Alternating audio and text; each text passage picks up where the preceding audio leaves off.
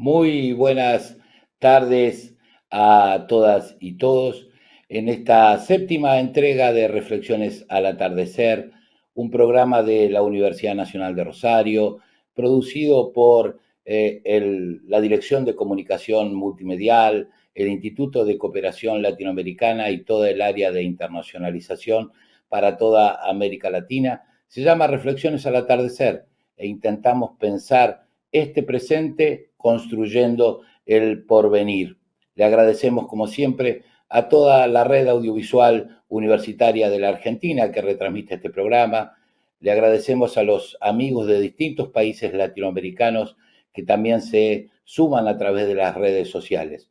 Hoy un programa más dedicado a los movimientos sociales, un referente máximo de los movimientos sociales de Argentina, Juan Grabois, va a estar con nosotros y como siempre me va a acompañar el rector de la Universidad Nacional de Rosario y la psicóloga Soledad Cotone, decana de la Facultad de Psicología de nuestra universidad.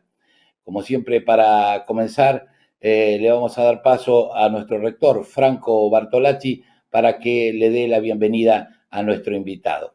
Así largamos. Bueno, muchas gracias, Pedro. La verdad que es un placer volver a compartir otra emisión de Reflexiones al Atardecer, este ciclo pensado, imaginado en la Universidad Pública, en la Universidad Nacional de Rosario, a través de una iniciativa del área de internacionalización que nos produce mucho orgullo, pero que fundamentalmente es un aporte al diálogo colectivo, a la discusión pública respecto de lo que nos pasa, los tiempos difíciles, complejos que estamos viviendo y qué tenemos que hacer para poder transformar esa situación y conducirnos hacia un lugar distinto.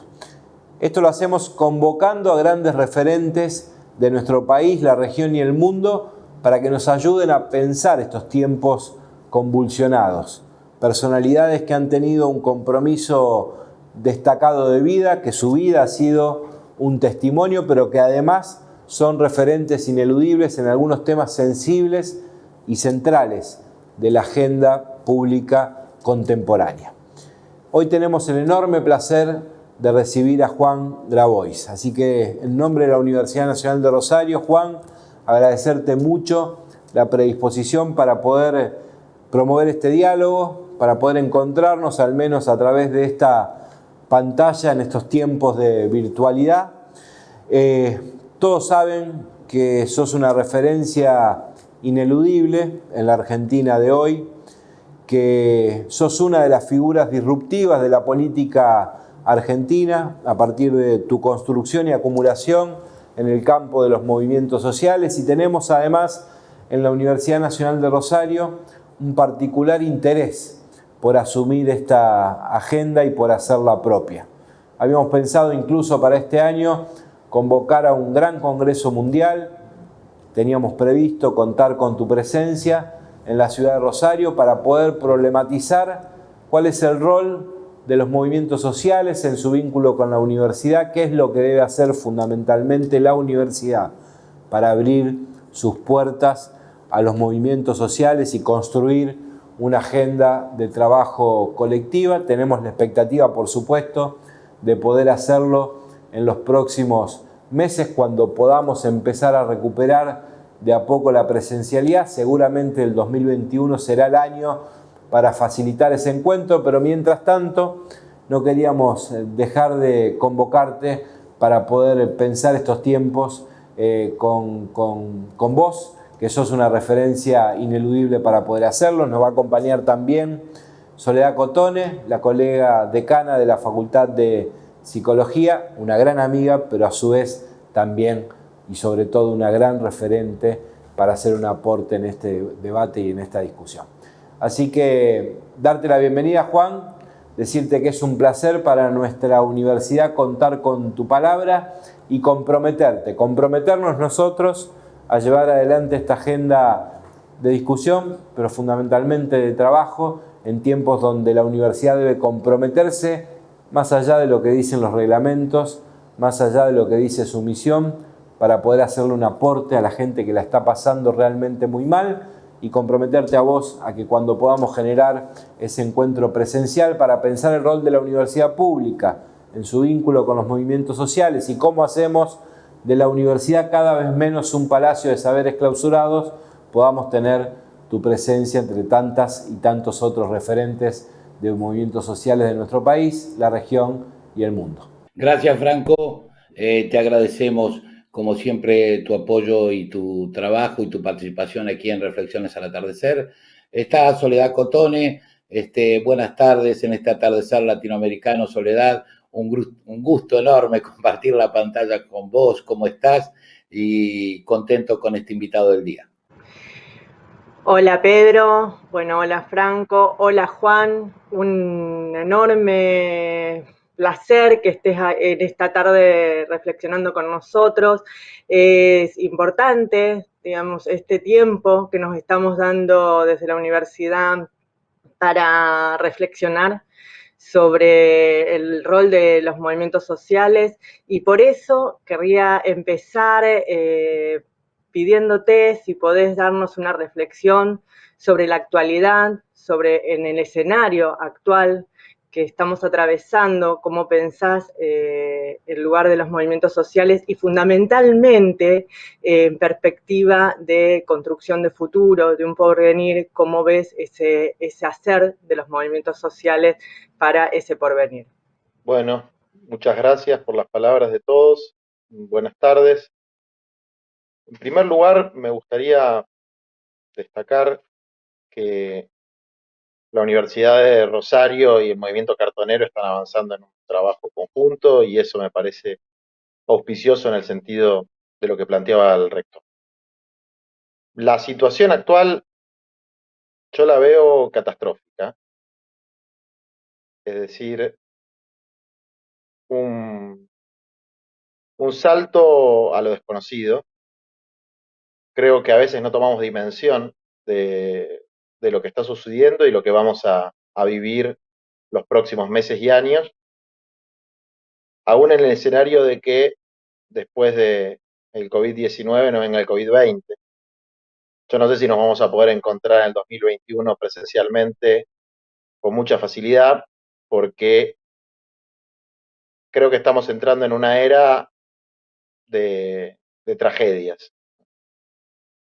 No solamente epidemias, sino que vamos a empezar a cosechar los frutos de un modelo de vida, de producción y de consumo que es un atentado constante a la dignidad humana y a la naturaleza.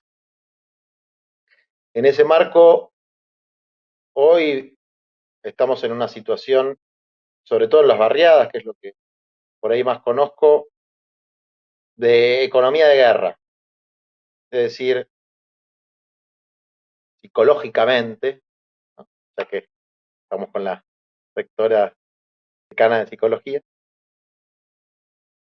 los compañeros están con toda su cabeza y su corazón tratando de sostener la vida en un contexto de privación absoluta.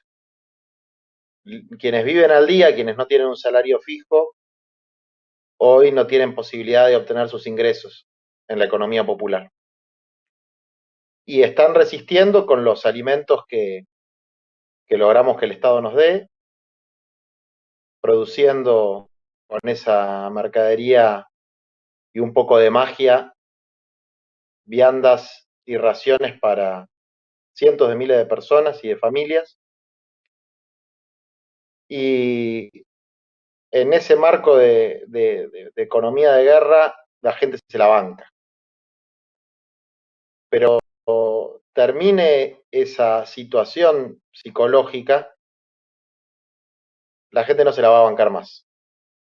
Es decir, esa conciencia, por ejemplo, de que en nuestro país tenemos una sobreurbanización que hace que seamos ridículamente uno de los países más urbanizados del mundo, con entre el 91 y el 93% de población urbana y muy concentrada en algunos centros como Rosario, la capital federal, Córdoba.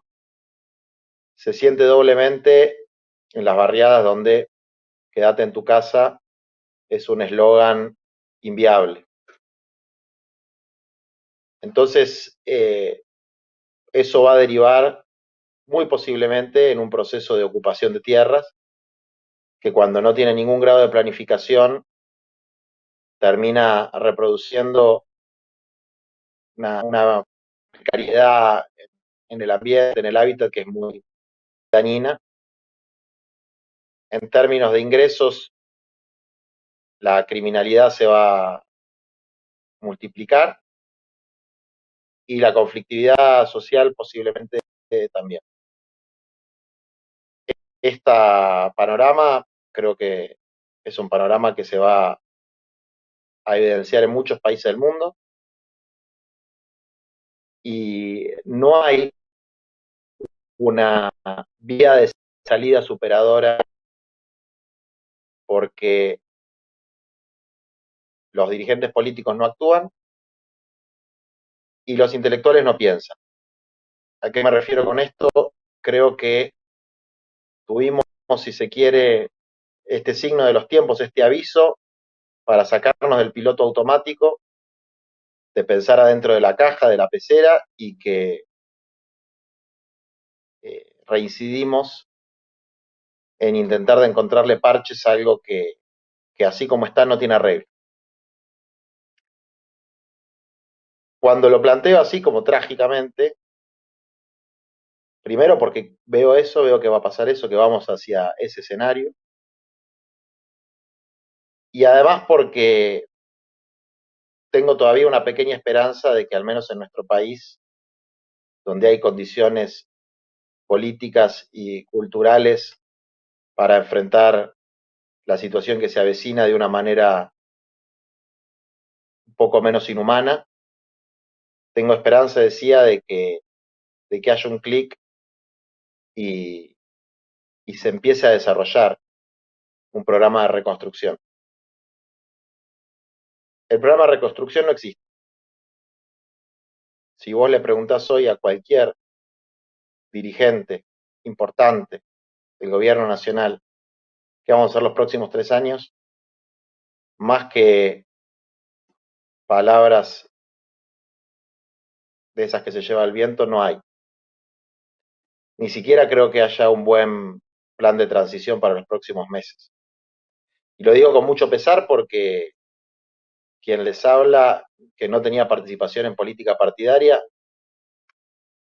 frente al gobierno neoliberal de Macri, me sentí interpelado para tener una participación y ser parte del Frente de Todos con este objetivo, ¿no? De derrotar al gobierno neoliberal. ¿Cuál es el rol de los movimientos sociales en este contexto?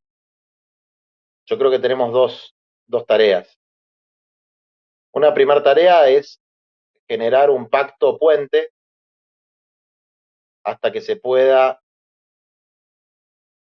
lanzar o comenzar a ejecutar un plan más integral de tierra, techo y trabajo, que es la forma en la que nosotros sintetizamos un camino hacia algo nuevo. Este pacto puente inevitablemente implica que haya una ampliación de las transferencias de ingresos directas a las familias más pobres, que ojalá sea una suerte de salario básico universal, que es posible, que es viable y que es necesario. Por otro lado, garantizar algo que hoy no está garantizado, que es la provisión de alimentos de una calidad razonablemente buena para los comedores comunitarios y los comedores escolares. Y un tercer elemento es que por lo menos empiecen algunas obras de urbanización, integración urbana de los barrios populares para mejorar el acceso al agua y al saneamiento, que están en una situación crítica, y generar un poco de movimiento en la economía popular, que aún después de que se levante la pandemia va a estar muy complicada, porque en la calle donde un cartonero juntaba 50 kilos de reciclable, en septiembre, octubre va a juntar 25 y va a tener que competir con 3 cartoneros más. En la plaza donde un vendedor ambulante hacía 500, 600 pesos por día, va a ser la mitad, con suerte, pues va a tener que competir con otros y con un mercado de consumo muy contraído. Y así podría seguir con las distintas actividades de economía popular que van a sufrir muy directamente el golpe de la situación. Entonces, esta es una primera tarea que tenemos que nos pone en una situación muy complicada, que es el fino equilibrio entre apoyar un gobierno que ha hecho cosas muy buenas, como priorizar la vida y la salud sobre los negocios, o realizar transferencias de ingresos que, aunque estén mal organizadas, aunque tengan muchos efectos de aplicación, han sido importantes, como la IFE. Cuando vemos que hay una ofensiva de lo que podríamos llamar el gorilaje, para ponerle un nombre, muy fuerte, una ofensiva muy fuerte de desestabilización que se va programando. Hay una ofensiva de desestabilización, al menos, de lo que el Frente de Todos representa en términos de enunciación política. Cómo reclamar en ese contexto, cómo exigir en ese contexto, cómo presionar en ese contexto, es una tarea difícil que nos está generando incluso ruidos internos por las distintas caracterizaciones que tenemos del momento. Lo que sí hay una unidad de concepción muy fuerte, con esto voy cerrando la primera parte, es la necesidad de que haya una planificación sistemática, concienzuda, rigurosa, de un plan de reconstrucción nacional que incluya los componentes de tierra, techo y trabajo. Cuando hablamos de tierra, techo y trabajo nos referimos a sujetos sociales, como los campesinos, pueblos originarios, agricultores, la ruralidad pobre, a los vecinos de los barrios populares, los inquilinos pobres, quienes no tienen acceso al mercado inmobiliario y carecen de una vivienda que permita quedarse en casa en el cambio de una pandemia, por ejemplo, y a los alrededor de 10 millones de trabajadores y trabajadoras excluidos del mercado de trabajo institucionalizado, formal, que es lo que nosotros denominamos economía popular. Sin una planificación y una ejecución planificada, con un mando muy claro, sin estas estupideces del internismo político y con una participación protagónica de la comunidad organizada, va a ser muy difícil enfrentar la situación que nos va a quedar después del COVID, sin que esto implique caer en el abismo de la miseria y con consecuencias insospechadas para nuestro país. Muchas gracias, Juan. Para comenzar este diálogo, incluso en algún tema que vos hiciste mención a la necesidad de un salario universal. La verdad que el tema lo hemos visto en debates de distinto tipo, de distintos lugares, incluso economistas no cercanos a lo popular también lo mencionan, y entonces como que ha surgido una diferencia, si se quiere. Algunos hablan de una renta universal básica y otros de un salario universal. Tu mención a la idea de salario es intencionada, es distinto a la renta universal básica que se propone incluso en los países centrales. Sí, es intencionada porque nosotros hablamos de la identidad de trabajadores. Nosotros creemos que hay que replantearse lo que es la productividad, digamos, ¿no? Si la productividad es un CEO de una multinacional que contamina y que, digamos, es parte de las causas de los problemas que vivimos, o del sector del agronegocio deforestador que avanza sobre el monte incluso en momentos de cuarentena, o productividad es lo que hacen nuestras compañeras que le dan un vasito de leche y amor a un montón de pibes sin ganar un mango. Entonces, eso que algunos no consideran trabajo, para nosotros es trabajo y el más digno de trabajo. Y creemos que la riqueza de un país es producto del trabajo colectivo de varias generaciones de hombres y mujeres que lo construyeron. Por lo tanto, el concepto de salario para nosotros es importante, pero En términos prácticos, para mí que lo llamen como quieran, pero que le metan plata en el bolsillo a la gente. Y esa no es la solución a los problemas, pero es lo que puede hacer el estado degradado que tenemos. Hay otros caminos, mucho mejores, pero yo no tengo ninguna expectativa en que el estado degradado que tenemos pueda hacer otra cosa que tomar renta de los sectores de mayor poder económico y distribuirla mediante un mecanismo que básicamente se ordena con una planilla de Excel, una base de datos y un sistema de transferencia bancaria. ¿Por qué? Porque hemos perdido capacidades para planificar intervenciones económicas más profundas, hemos perdido capacidades para generar a nivel regional procesos de producción popular y procesos de, digamos, si se quiere, más creativos. Entonces, por lo menos que le metan plata en el bolsillo a la gente para que pueda, de alguna manera, no tener el 99% de su vida concentrada en la mera subsistencia y los alimentos.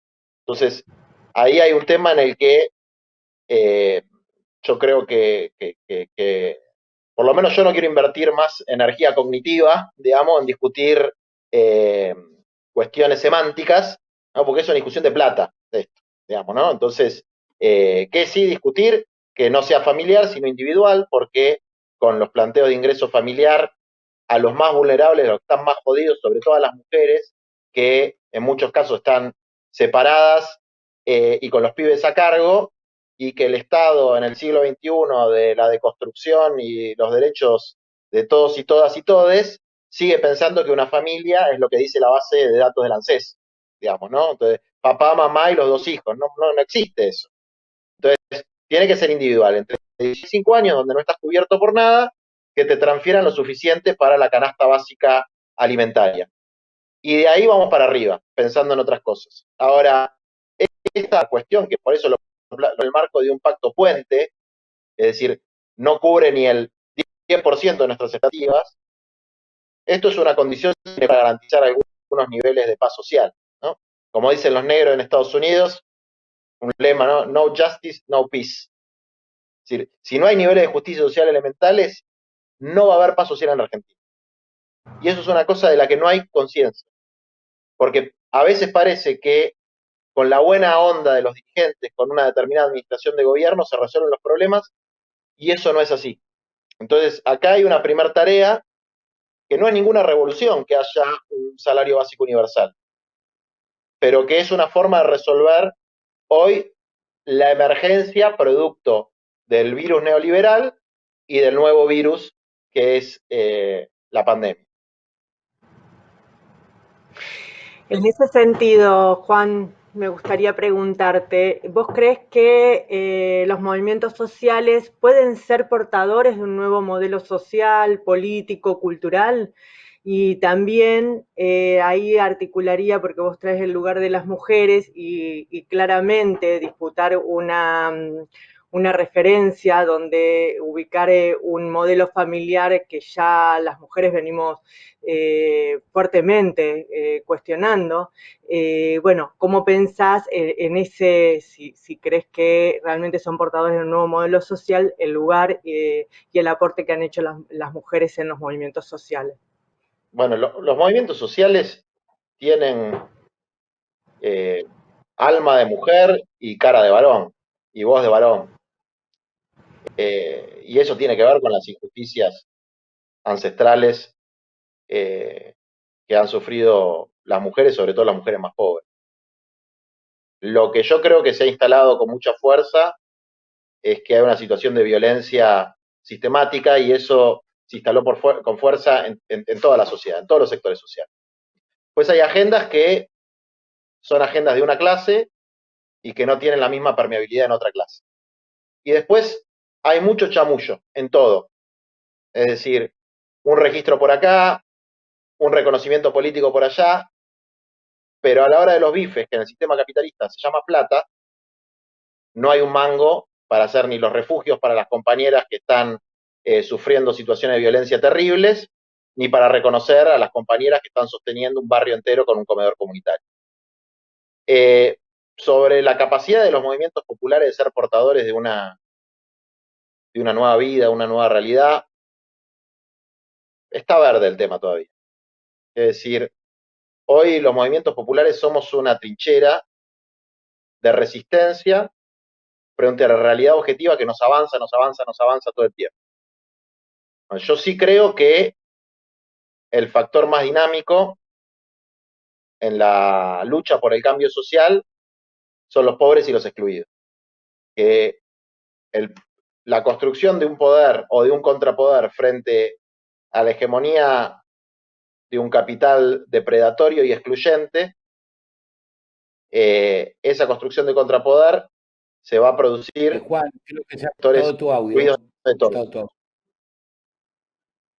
No, eso era, redondeando un poco ahí, digo, yo no sé si hoy los movimientos populares que tienen una orientación con el programa de Tierra, Tiempo y Trabajo, que tienen crecientes niveles de unidad, que son un actor político y social fundamental en este país, todavía estamos verdes para poder marcar un horizonte que trascienda estas cuestiones de las que estamos hablando hoy, que con la precariedad a la que nos acostumbró este sistema, pareciera que fuese una especie de bendición, que la gente pueda tener cloacas, agua, luz eléctrica, un plato de comida y un salario que le permita no ser indigente, ¿no? Es decir, todo eso hoy para nosotros sería un sueño hecho realidad.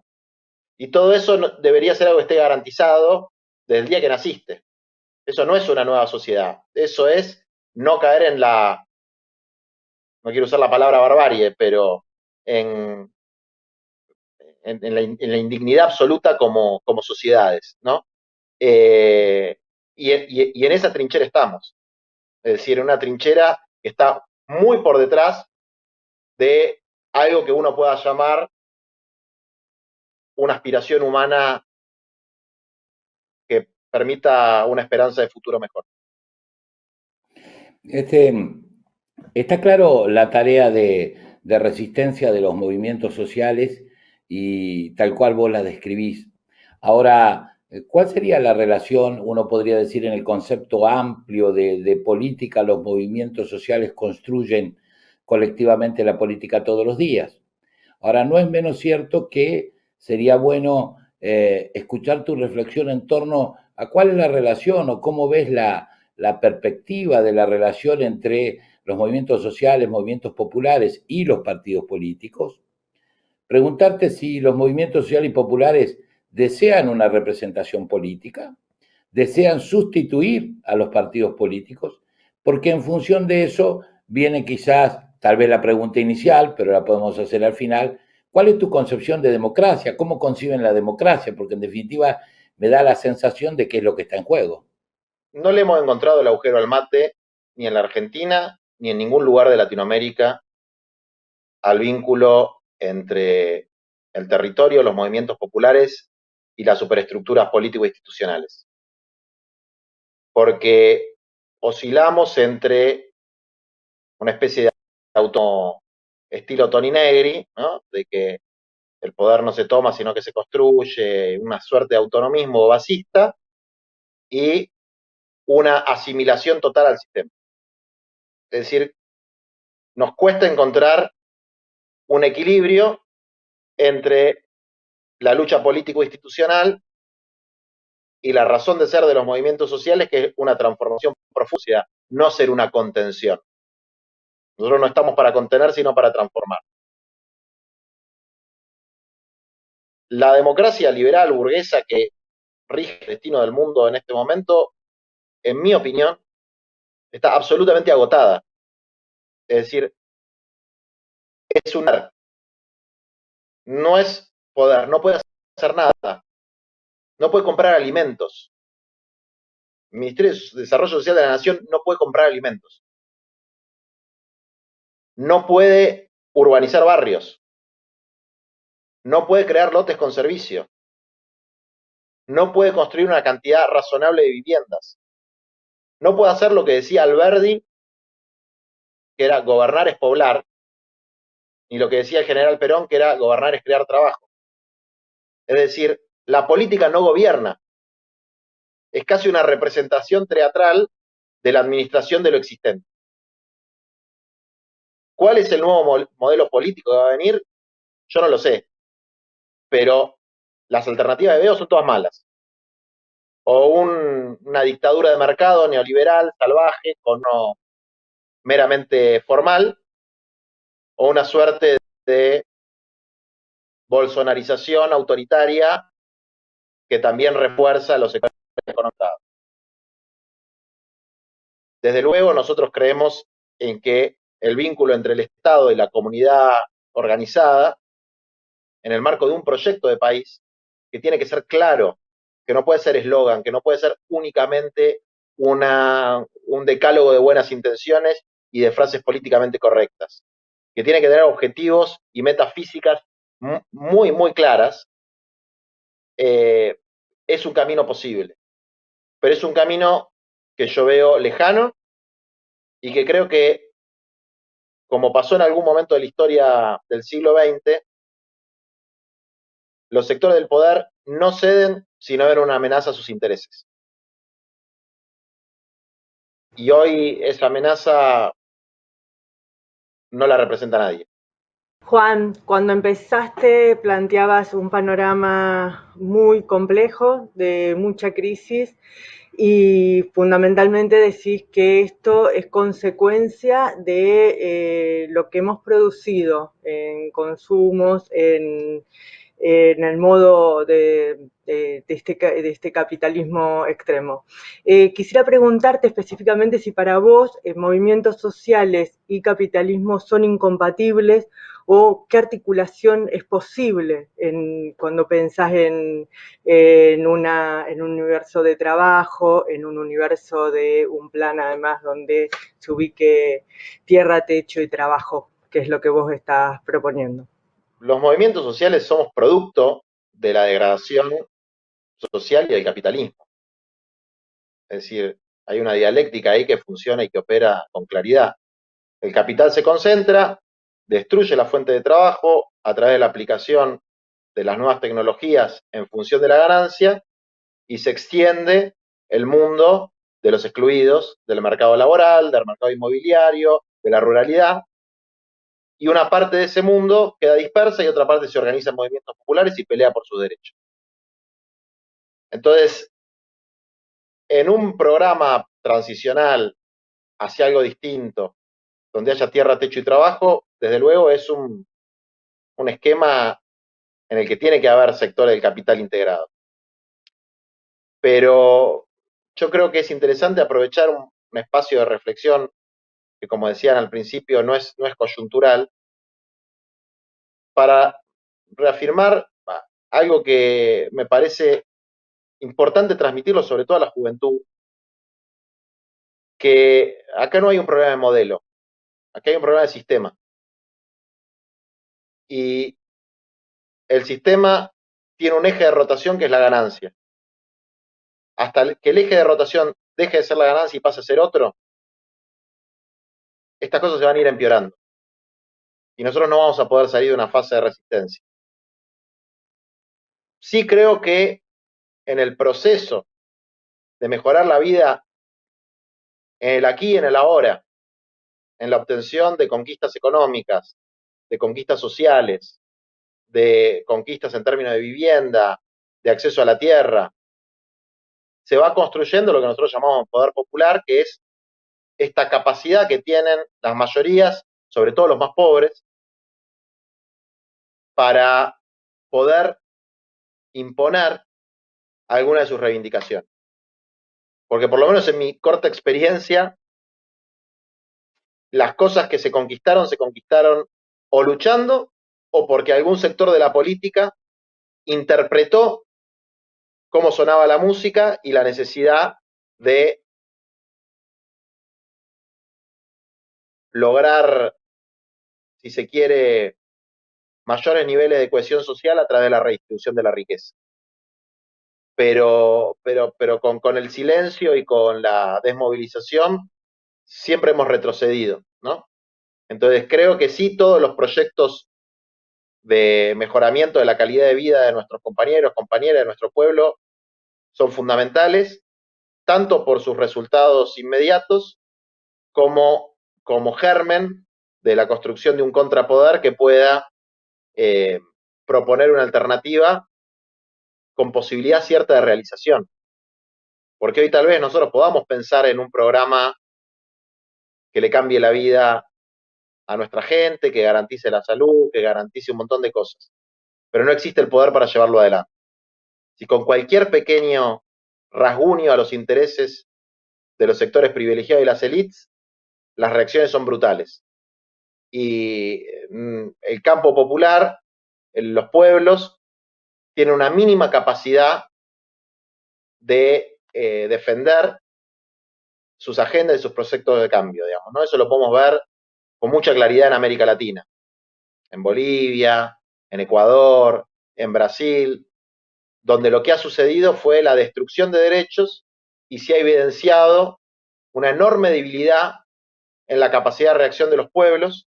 Creo que fundamentalmente una de las razones de esto es esto que decía antes, ¿no? Pasar de una suerte de autonomismo a una subordinación absoluta a la política superestructural que le perdió, le quitó capacidad de iniciativa y de pelea a los movimientos sociales. Al respecto, me gustaría hacerte una pregunta, quizás fundamentalmente con algunos gobiernos o los gobiernos populares latinoamericanos de la década pasada. Resulta interesante quizás observar que hubo una recuperación, un poco vos hacías mención, de vastos sectores populares por diversas operaciones políticas, por una recuperación del poder popular, el caso de Bolivia, Brasil y otros países latinoamericanos, Ecuador.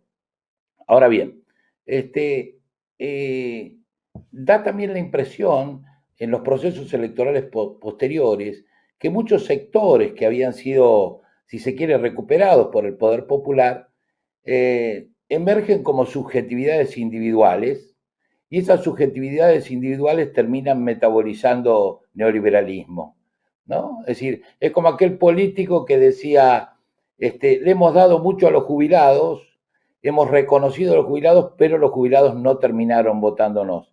Es decir, ¿cómo juega este rol de el sujeto individual y el sujeto colectivo en esta construcción donde lo colectivo es tan importante en los movimientos sociales? ¿Por qué cuando un compañero quizás logra determinadas reivindicaciones, esas subjetividades individuales, no, la única oferta que tiene es el sujeto individual egoísta neoliberal? ¿Cómo ves vos este fenómeno? Yo creo que este fenómeno que vos describís y esta hipótesis que se ha planteado de cómo el acceso al mercado de consumo favorece las ofertas políticas neoliberales, nos tiene que hacer reflexionar sobre las propias prácticas del campo popular, más que sobre un individualismo inherente a la sociedad. En primer lugar, los proyectos populares latinoamericanos no plantearon un horizonte cultural muy distinto. Es decir, si el mejoramiento en la calidad de vida es consumir más Coca-Cola y tener un iPhone 4, después la gente quiere consumir mucha más Coca-Cola y tener un iPhone 5, un iPhone 6, un iPhone 7, y eso ningún modelo con justicia social lo puede ofrecer. Eso solamente es para una minoría. Ahora, cuando las aspiraciones que un proyecto político le plantea al conjunto son acceder al mercado de consumo, entraste en el terreno del juego del capital. Y ahí el capital te va a ganar siempre. Entonces, hay un problema de cuáles son las metas que un proyecto político le plantea al conjunto de la sociedad y a mí una cosa que me quedó muy grabada fue cuando yo era más pibe, vino Fidel Castro a la Argentina y hizo un discurso que a mí me quedó muy, muy grabado, en el que él hacía una pregunta retórica y decía, ¿qué es calidad de vida? ¿Qué es calidad de vida? Y nosotros seguimos pensando que calidad de vida es tener las cosas que las películas norteamericanas no muestran. Entonces, esa calidad de vida es para pocos. Y ahí creo que hay que radicalizar un poco los planteos del campo popular. ¿Por qué pienso que esto es difícil? Porque creo que muchos de nuestros compañeros de lucha, de trinchera, de pensamiento, están muy cómodos con esta forma de vivir. Pertenecen a los sectores medios para arriba y tienen una vocación solidaria, tienen una idea distinta de lo que es la patria y la patria grande, pero de alguna manera lo que quieren es universalizar o democratizar su forma de vivir. Y tienen las mismas aspiraciones, tal vez que la que tienen integrantes de otro campo. Y yo creo que sin un renunciamiento político a los patrones de vida que impone el capitalismo globalizado, y sin plantear ese renunciamiento como el germen de algo nuevo, donde lo que haya en el centro no sea ni el consumo, ni la fama, ni la guita, ni el éxito personal, sino la realización colectiva, comunitaria. Si no se plantea ese horizonte, todo lo que hagamos es pan para hoy y hambre para mañana. Entonces ahí me parece que hay un dilema sin resolver. Digamos, si nuestra aspiración es ampliar el mercado de consumo, la calidad de vida que le planteamos al pueblo es la misma calidad de vida de los espejitos de colores del pensamiento colonizado. Bueno, tomando esto último que estabas planteando, Juan, me gustaría, a lo mejor a mí me retornaba a lo que vos planteabas en relación a que hablar de izquierda y de derechas en este momento son conceptos perimidos, y también haciendo una fuerte crítica en algunos momentos a una izquierda domesticada y bueno, y a lo que sería un progresismo.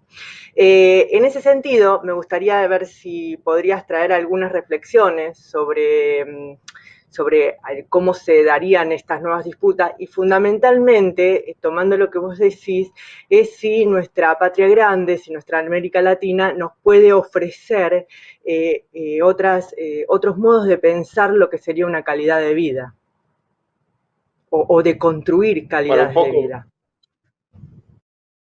un poco ahí me dejas picando algo que es parte de la identidad de nuestros pueblos, que surgen de ese mestizaje entre la cultura de los pueblos originarios y la cultura occidental cristiana que llega con la migración, digamos, ¿no? Que después se va enriqueciendo con otras culturas. Y en los pueblos originarios, en la sabiduría de los pueblos originarios, cuidar la madre tierra, la idea de el buen vivir en sus distintas versiones, hace eje en valores que no son los valores dominantes. Creo que ahí hay que tomar eso como un programa político. Tomar eso como un programa político no es caer en el hipismo ni en una evasión de la realidad y de las complejidades económicas que tiene el mundo y de la geopolítica. Es poner como horizonte una vida nueva, no un mejoramiento de esta vida precaria que hoy tenemos. Cuando yo hablo de la izquierda domesticada, me refiero básicamente a una cosa que a mí me atormenta en algún sentido, que es que la anunciación de un programa revolucionario hoy en el mundo la hace un señor que es el Papa. Es decir, viene esa anunciación, más allá del vínculo que yo pueda tener con el Papa Francisco, etcétera, pero viene esa anunciación de lo que se suponía que era el conservadurismo mundial. Y yo no escucho a nadie hablar de un proceso revolucionario, es decir, un proceso de transformación estructural de la realidad. Y ahí me preocupo porque cuando vos no tenés como faro algo grande, no lográs ni lo chiquito.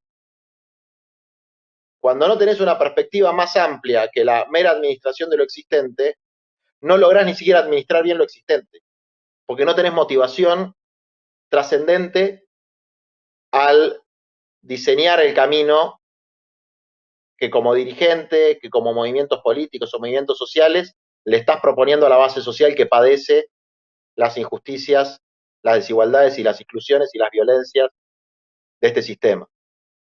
Entonces, con la pelota tan cerquita, con planteos tan moderados, ni siquiera se van a poder realizar esas moderadas expectativas. A ver si, yo sé que te iba a hacer una pregunta que daría para un largo desarrollo, pero a ver si la podemos resolver en unos minutos. Vos hablabas de poder popular y se ha reflexionado mucho sobre el pueblo. Y si se quiere, se ha reflexionado mucho en categorías sociológicas, culturales, antropológicas, como vos mismos hacías mención. Ahora, a la hora de hablar de la economía, aparece esto de la economía popular que vos haces mención, y no es menos cierto que se ha reflexionado muy poco de la economía popular. Entonces la pregunta es, porque haces permanentemente mención a esta idea de economía popular, esta noción de economía popular se ofrece también como respuesta alternativa de construcción del desarrollo de las sociedades y los estados y de alguna manera como un orden global. A nosotros nos gusta pensar la economía popular en tres dimensiones. Una dimensión que es la subsistencia, ¿no? La lucha por la vida, tener lo mínimo, que es de dónde emerge la economía popular, emerge de la exclusión y de la miseria. No es un socialismo autogestionario que florece en el medio del capitalismo, no. Es la situación de mayor precariedad, esta primera dimensión de la economía popular. Que son los compañeros inventándose su propio trabajo porque nadie les quiere comprar su fuerza de trabajo. Y después hay otra dimensión cuando empieza a haber un componente colectivo y organizado, y donde ya podemos hablar de una resistencia social y económica, que es tomar conciencia de que no se puede transformar la realidad que a uno le tocó o que a uno se le impuso desde la individualidad, sino a partir de la organización colectiva y de la lucha social. Hoy los movimientos populares estamos en esa dimensión, trabajando esa dimensión. Ahora hay una tercera dimensión, que es una economía popular como proyecto integral para el conjunto, no solamente para los que hoy sufren las formas más profundas de la injusticia. Y fundamentalmente es poner a los pueblos en el eje de rotación del sistema.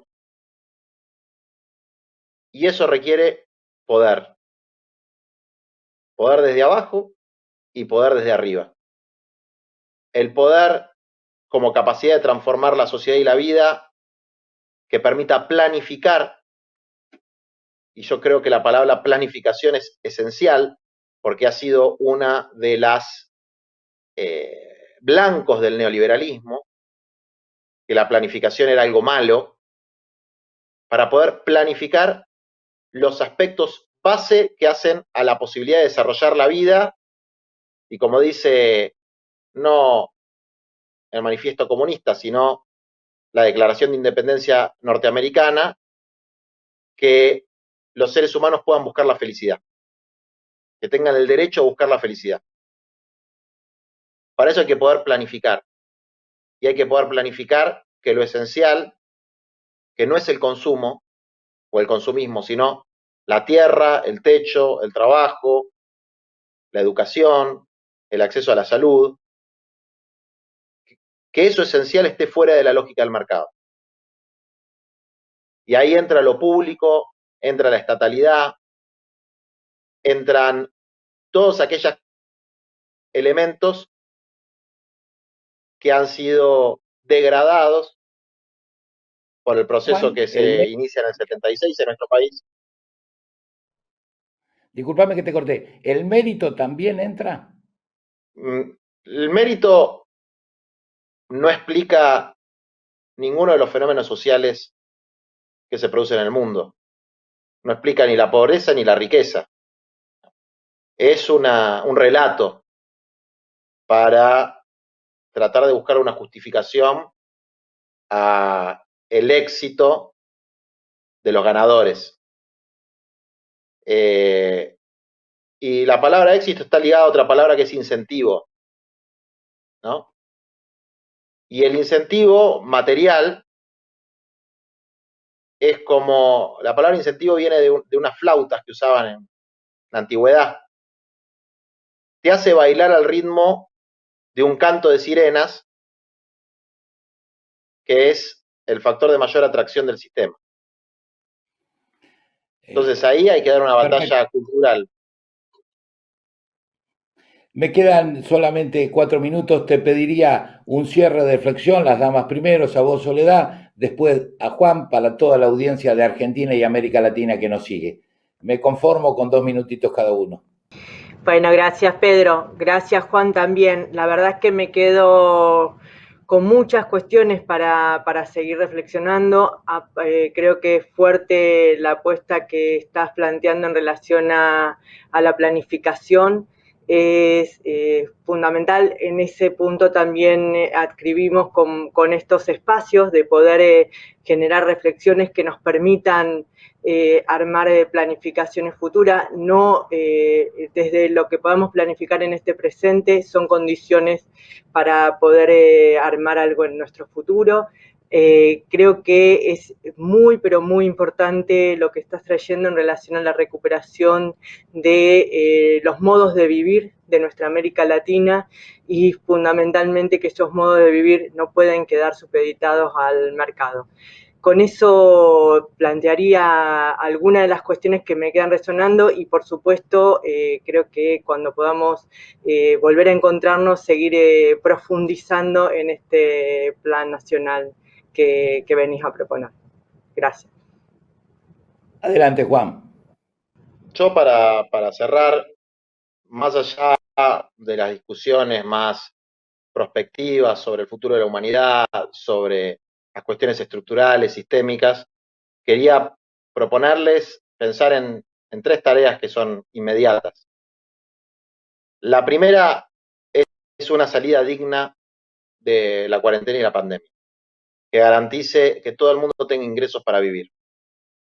Y la discusión del salario básico universal, más allá de sus denominaciones, que es una discusión de plata, de recursos, de redistribución de la riqueza, y que va en paralelo con la discusión sobre el impuesto a las grandes fortunas y otras medidas de redistribución, es una discusión candente a la que no se le puede esquivar el bulto. Hay que darla y hay que priorizarla, porque es aquí y es ahora. El segundo tema y la segunda tarea es que nosotros tenemos que poder planificar, insisto, no la sociedad futura, sino la sociedad de los próximos 4, 5, 6 años. Y eso implica un programa de obra pública, priorizando los que sufren déficit habitacional. Eso implica pensar una nueva distribución de la población en el territorio. Eso implica garantizar los elementos básicos para la vida en los próximos 4 o 5 años. Esa es otra tarea también urgente. Y finalmente el tercer tema es no perder de vista la perspectiva trascendente de la lucha social, política e intelectual.